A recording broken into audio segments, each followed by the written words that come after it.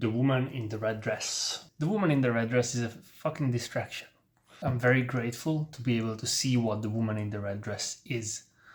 For me, the woman in the red dress is a course at university that would pay me about $150 per month for 4 months if I were to take it. And the right way to approach this is to say no. And the problem with the woman in the red dress is very often if you have a clear purpose and you see these distractions or women in red dresses, you will have to say no even though it doesn't make any logical sense.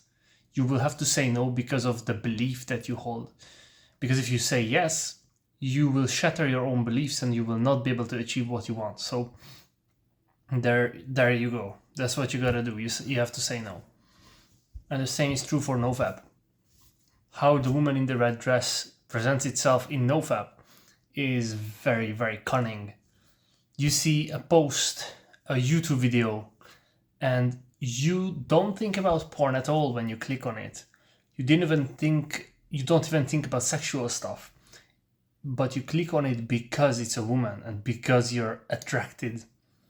You're triggered in some very, very default way as a man. And because you click on it, you allow your brain to click on it in the future as well. And that's how you start having urges. Because later on you will be able to just say, yeah, sure, but I'm allowed to click on whatever I want, even if it's a triggering picture, because it's the same as last time. Although it's not exactly the same, it's even worse. And this is how these small decisions can have big ripple effects, and these women in red dresses can influence how your future streaks go, how your future career, entrepreneurship, whatever goes. So be very aware of this. And when you realize consciously that you clicked on something that isn't helping you, you didn't click on it because of the content, you merely clicked because of the woman in the title, even though it isn't sexual, click off the video. Even though it doesn't make sense to click off of a video you just clicked on just for that. It makes emotional sense and you validate your own beliefs that you are on NoFap and you are distancing yourself from these fake women on the internet who aren't really in your life, who you don't know, who you can't connect to. So even if you are attracted to that woman in a non-sexual level, you still cannot really connect to her. Therefore, it's pointless to click on the video. 75 hard day 2. I've got all the water packed for tomorrow and looking good. These things here, they're done as well. Just haven't crossed them yet. Just finished eating and I was contemplating like, hey, should I allow myself to drink juice, fruit juice? But I need fruit juice because my diet isn't perfect and I need more sugar in my diet. My FitnessPal, I'm tracking my macros and my calories. It says I'm not eating enough sugars. So I have this fruit juice that is like organic, no added sugar and stuff like that. And I drank 1 deciliter. I put it into my muesli. Is that how you call it? Like oats. And yeah.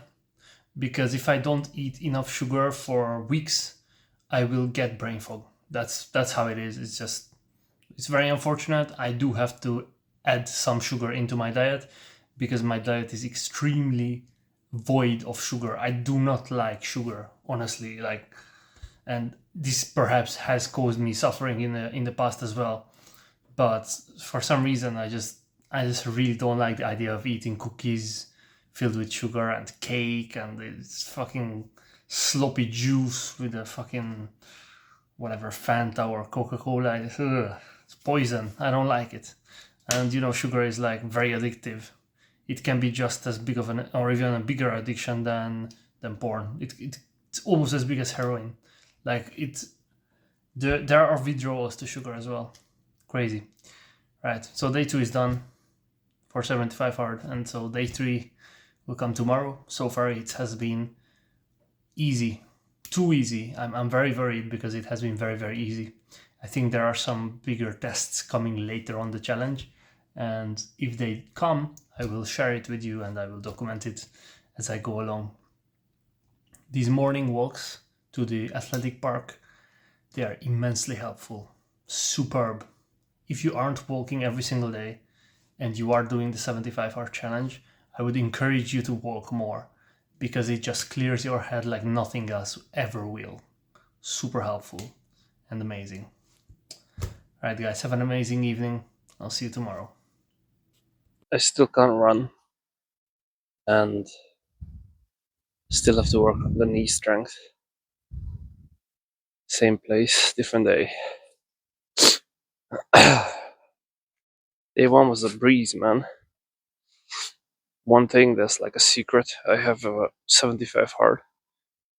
I keep that paper habit tracker I have, and I check that like a autist or someone with OCD obsessively before I go to bed, just to make like 1,000,000% sure I completed every task.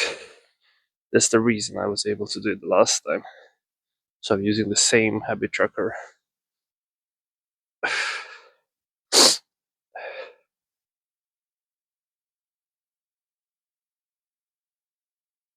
So another idea is I'm gonna do a sprint around the running track, because there's a running track behind me. I'm gonna time it, and I'm gonna see how much faster can I get in 75 or probably like 70 days. I don't know when I'm gonna be able to safely run. Is these walks, I remember the last time I had so many good ideas. Amazing how much your brain can work while you're walking and how much better it works versus just sitting around.